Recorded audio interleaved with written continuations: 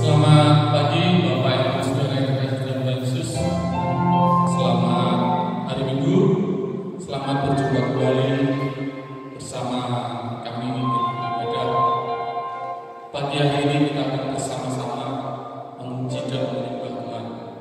Meskipun dari rumah, bersama keluarga, bersama kita keluarga, bersama saudara, kita KPW dan yang lain, kita bersama-sama memuji dan menyembah Tuhan. Kita akan bersama-sama menyembah Tuhan. Kita akan berdoa terlebih dahulu.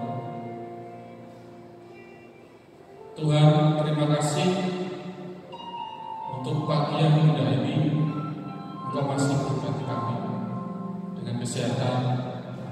Engkau berkati kami bisa bangun, bernafas, bertemu dengan anak dan istri, tetangga, saudara, sanak saudara, berkumpul bersama teman-teman, bersama untuk berbakti menyembah Engkau Tuhan Yesus.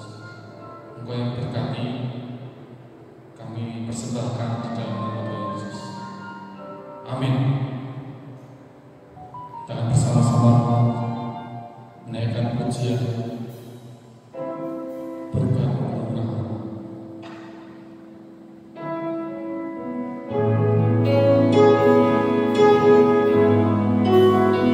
Bapak Ibu Saudara, kalau kita masih bisa bernafas, kalau kita masih bisa melihat, bisa mencium, bisa bertemu dengan orang lain, itu adalah berkat Tuhan yang luar biasa.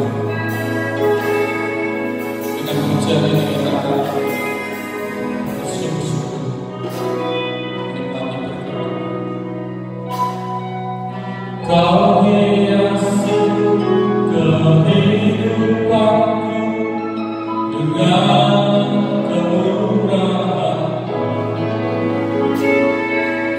Kau rancangkan masa depan penuh dengan harapan.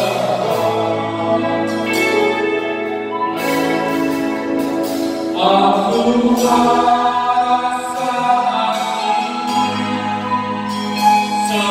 semua akan kasih. Aku hidup hari ini, semua akan kasih. Terima kasih Yesus, Engkau sangat baik, teramat baik.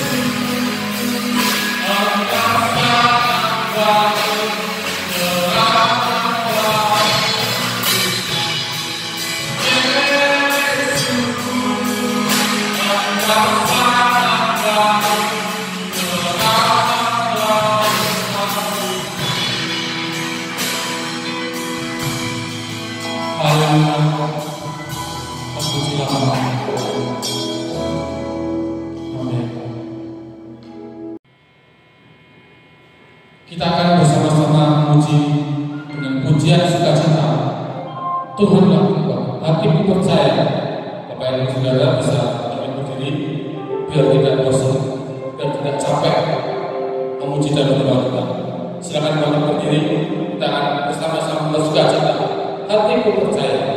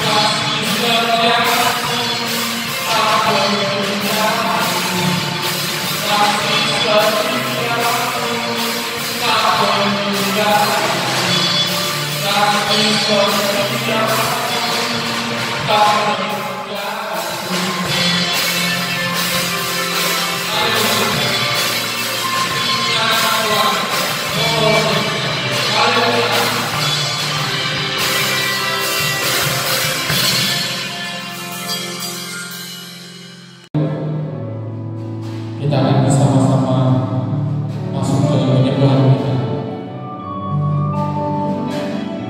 Kita akan memuji Tuhan dengan pujian Roh yang hidup.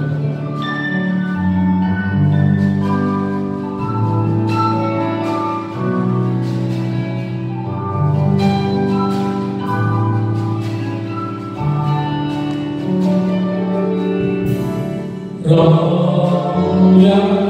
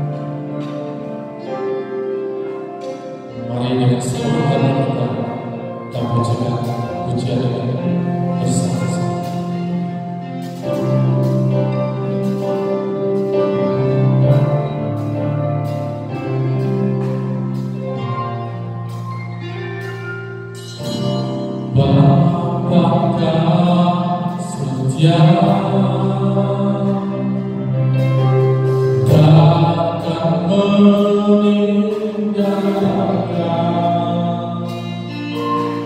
dan ku percaya Engkau milikku dan ku milikmu. Amin. Kerinduanku tinggikanlah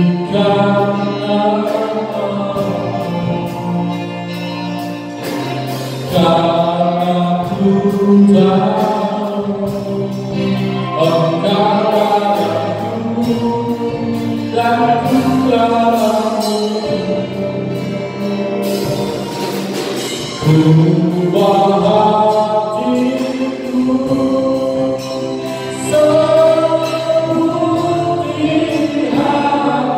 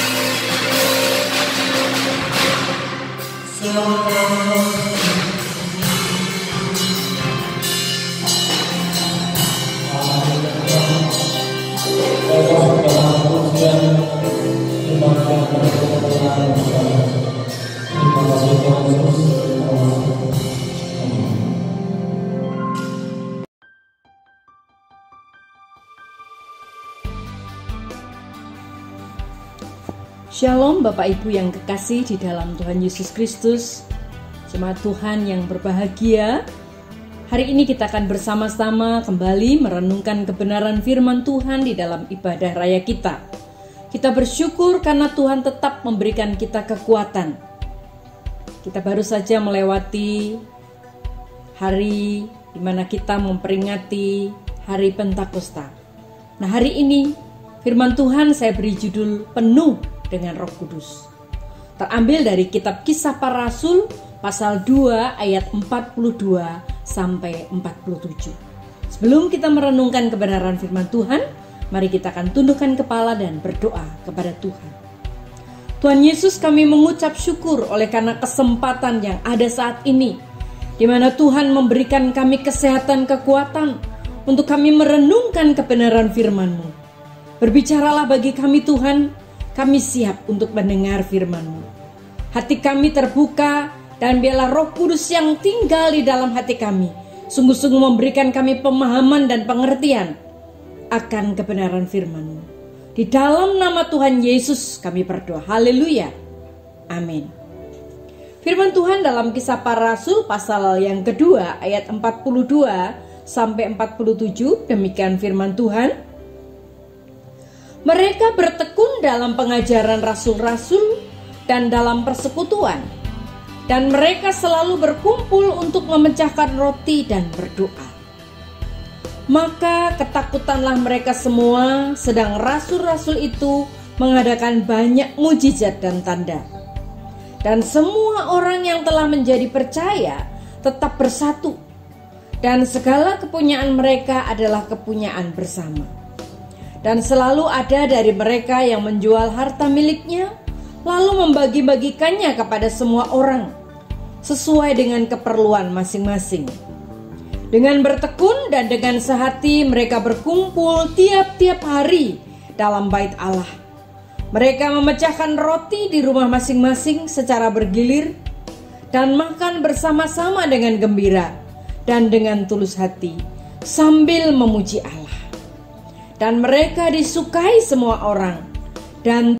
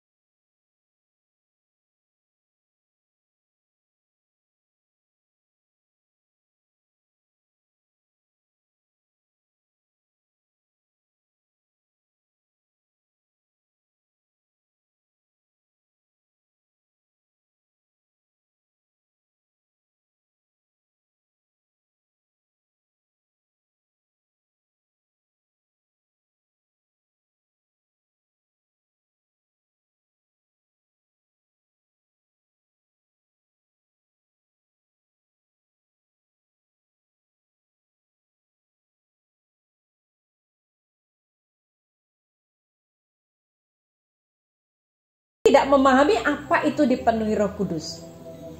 Firman Tuhan hari ini akan membawa kita kepada pemahaman.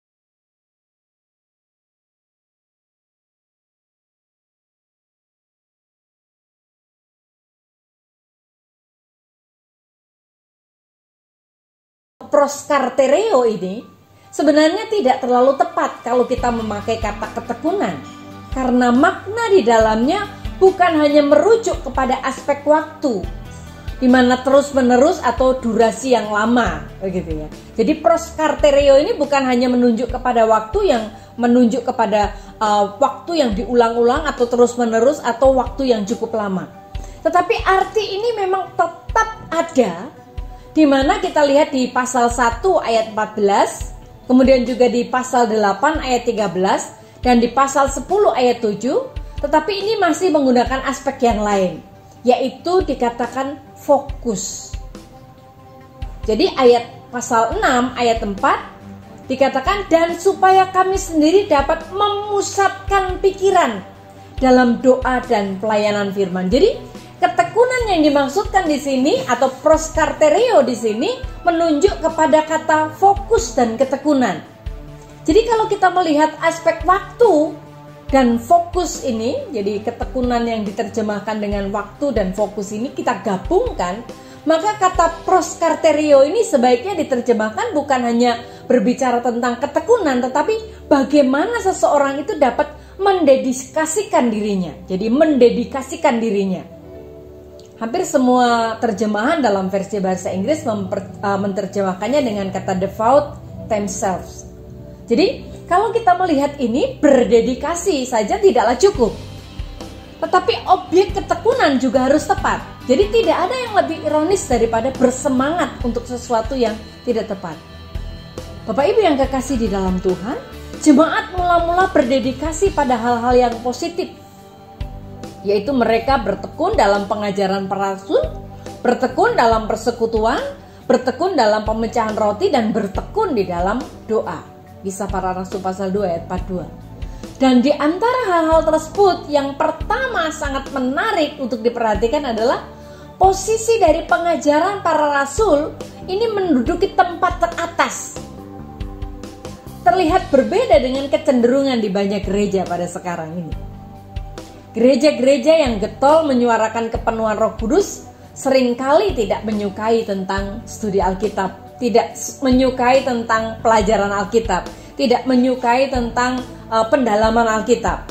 Mereka lebih memilih mendengarkan suara roh, gitu ya, yang tidak jelas. Bahkan beberapa yang mengklaim diri sebagai gereja rasuli pun ternyata lebih menyukai nubuat, atau bahkan berkata, saya mendengar bisikan roh, saya mendengar suara roh yang memberikan saya ini dan itu. Jadi mereka tidak suka dengan pengajaran akan firman Tuhan sendiri. Hal yang kedua, ciri dipenuhi Roh Kudus adalah adanya kebersamaan atau persekutuan. Dalam bahasa Yunani menggunakan kata koinonia, yang terutama adalah kata persekutuan atau koinonia di pasal 2 ayat 42, dan kemudian juga dengan terjemahan yang lain koina itu di pasal 2 ayat 44, yaitu berarti bersama. Kemiripan akar kata ini bermanfaat untuk kita memahami cakupan arti dari persekutuan atau kebersamaan ini. Jadi arti kata ini berbeda dengan pemahaman populer tentang persekutuan doa yang orang-orang sebut sekarang. Jadi dikatakan bahwa seseorang dipenuhi Roh Kudus kalau dia melakukan persekutuan doa atau koinonia yang dalam konteks ini. Sebenarnya koinonia dalam teks ini bukan sekedar berada di tempat yang sama atau melakukan sesuatu bersama-sama. Tetapi kata ini secara harafiah berarti mengambil bagian. Dalam Filipi pasal 1 ayat 5 dan juga Filipi pasal 3 ayat 10. Atau bahkan dikatakan berbagi sesuatu. Jadi ketika seseorang dipenuhi Roh Kudus, dia akan mempunyai kegerakan di dalam hatinya untuk mengambil bagian, berbagi sesuatu. Dalam Roma pasal 15 ayat 26 dan juga di dalam 2 Korintus pasal 8 ayat 4. Dan apa yang dibagikan bisa bermacam-macam, termasuk di dalamnya berbagi materi. Dan ini tampaknya mendapat cukup banyak perhatian secara khusus di dalam jemaat mula-mula, di dalam Kisah Para Rasul 2 ayat 44 sampai 45. Jemaat menyadari bahwa apa yang mereka miliki adalah milik bersama. Pasal 2 ayat 44. Dan kesadaran ini diwujudkan melalui apa? Penjualan harta untuk memenuhi kebutuhan orang lain. Bapak, Ibu, dan saudaraku yang kekasih di dalam Tuhan, Fakta bahwa praktek ini tidak diteruskan di tempat atau periode lain menunjukkan bahwa hal ini merupakan situasi yang khusus dan tidak ada paksaan. Jadi praktek ini berbeda dengan praktek-praktek komunisme maupun komunitas Qumran yang ada di Laut Mati pada waktu itu.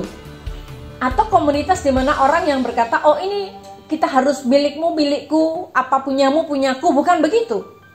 Dorongan untuk memberi yang sedemikian besar harus dipahami ini sebagai hasil dari pekerjaan Roh Kudus.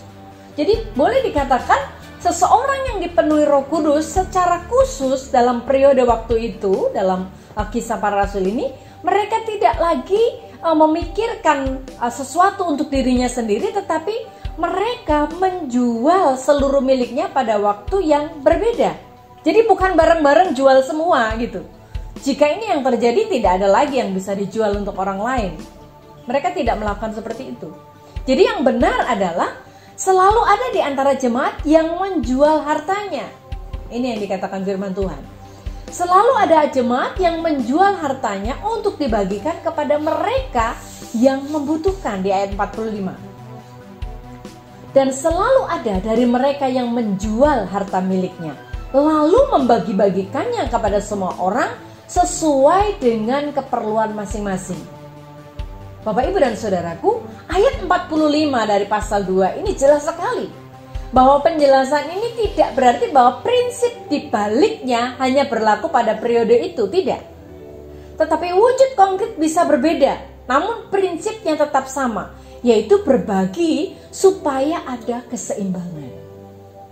Dalam 2 Korintus pasal 8 ayat 13 sampai 14. Jadi seseorang yang dipenuhi Roh Kudus itu ditunjukkan dengan bagaimana mereka memiliki kesadaran, mereka punya perasaan, punya hati yang sama untuk penyamarataan. Jadi bukan penyamarataan sama-sama kaya, sama-sama punya semua, bukan, tetapi penyamarataan di sini adalah mengedepankan atau mengutamakan tentang keseimbangan. Jadi maksudnya jangan sampai ada yang berlebihan sementara orang lain ada yang sangat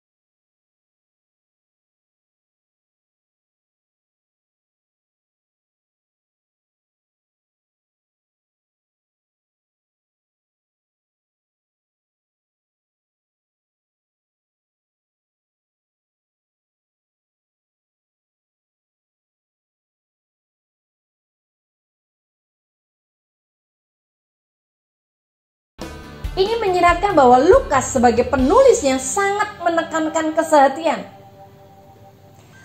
Jadi seseorang yang sudah dipenuhi Roh Kudus tandanya adalah hatinya mendorong mereka, memiliki hati yang mendorong mereka untuk berbagi dan mengambil bagian dalam banyak hal. Dan rujukan tentang hati juga terlihat pada saat mereka memecahkan roti. Mereka melakukannya dengan sukacita dan tulus hati. Ayat 46b. Terlepas dari perdebatan tentang arti kata apelotes, entah itu tulus hati atau kesatuan hati atau kesederhanaan atau kemurahan. Tapi poin yang ingin saya sampaikan di sini adalah tetap sama. Apa yang dilakukan semuanya itu bersumber dari hati. Salah satu contohnya adalah ketika kita memuji Tuhan, orang yang dipenuhi Roh Kudus memiliki hati yang sungguh-sungguh memuji Tuhan. Ayat 47a. Kata aineo dalam perjanjian baru, dalam terjemahan LAI, mengatakan memuji. Dan ini muncul beberapa kali dalam tulisan Lukas. Dan maknanya selalu dikaitkan dengan sukacita. Lukas 2 ayat 13. Dari sini bisa disimpulkan bahwa hati yang gembira di ayat 46b selaras dengan pujian kepada Allah di ayat 47a. Jadi hati yang gembira akan melahirkan pujian. Dan pujian melahirkan kegembiraan. Orang yang dipenuhi Roh Kudus ada 3 tanda tadi yang kita lihat. Hati yang gembira, bagian yang ketiga adalah mereka memiliki hati, kesatuan hati. Nah, Bapak Ibu yang kekasih di dalam Tuhan, kalau kita sudah mengerti sekarang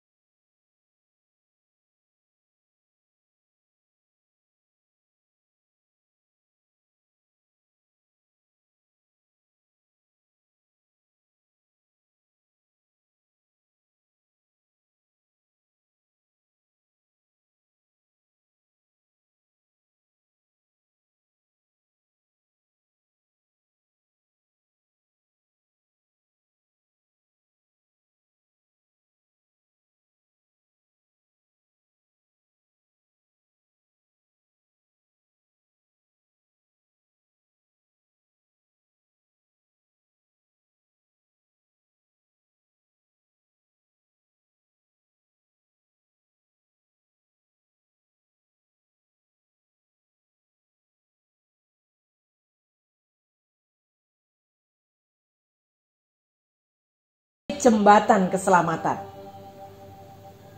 Banyak orang baru yang dimenangkan. Banyak orang-orang baru yang diselamatkan. Bahkan firman Tuhan di pasal 2 ayat 47b dikatakan banyak orang baru dimenangkan dan ditambahkan di antara mereka. Wow, luar biasa Bapak Ibu. Kalau saudara dan saya dipenuhi Roh Kudus, maka dampak yang terjadi akan ditambahkan, dimenangkan di antara mereka, orang-orang yang percaya kepada Tuhan Yesus Kristus. Yang dijangkau tidak hanya pribadi, tetapi gereja. Tetapi tidak hanya gereja, tetapi juga keluar. Bapak, Ibu, dan saudaraku yang kekasih di dalam Tuhan, bagaimana dengan kita saat ini? Mungkin kita berkata, saya mau dipenuhi Roh Kudus. Saya mau hidup dipakai oleh Roh Kudus. Sia-sia kita mendoakan karya Roh Kudus yang luar biasa terjadi di gereja kita, kalau gereja kita tidak berhasrat untuk menjangkau dunia. Kalau pribadi lepas pribadi kita tidak memiliki kerinduan untuk menjangkau dunia. Mari kita ingat, Tuhan bukan hanya bekerja di dalam kita, tetapi Tuhan juga bekerja melalui kita. Amin, saudara. Tuhan bekerja melalui kita. Dia bekerja di dalam kita terlebih dahulu. Saudara dan saya dipenuhi dengan Roh Kudus, nampak di dalam kehidupan kita, kuasa Roh Kudus yang mengalir dalam kehidupan kita dan orang lain menyaksikan itu. Dan akhirnya supaya Dia Allah bisa bekerja melalui kita. Apakah saudara siap dipakai oleh Allah menjadi alatnya yang luar biasa untuk menjangkau dunia? Ada banyak tuaian, tetapi sedikit pengerja. Bagaimana dengan saudara? Tidakkah saudara rindu untuk dipakai Tuhan lebih luar biasa? Mungkin saudara berkata, wah saya kalau harus jadi sekolah teologi dan seterusnya. Saudara, melayani Tuhan, melakukan yang terbaik mulai dari diri kita, penuhkan hidup saudara dengan Roh Kudus, maka akan muncul di dalam kehidupan saudara. Saudara akan merasakan, saudara akan memiliki hati yang baik. Saudara akan merasakan kebersamaan. Ada kebersamaan, ada persekutuan. Dan saudara juga akan memiliki ketekunan untuk setia di dalam Tuhan.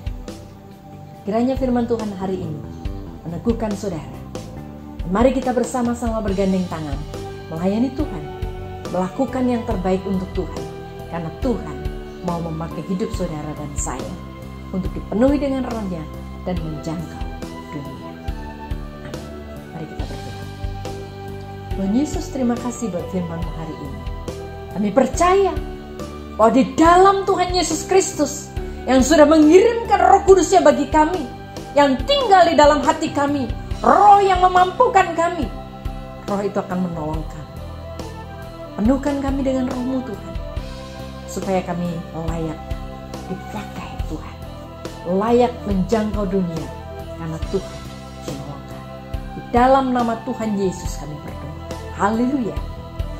Amin.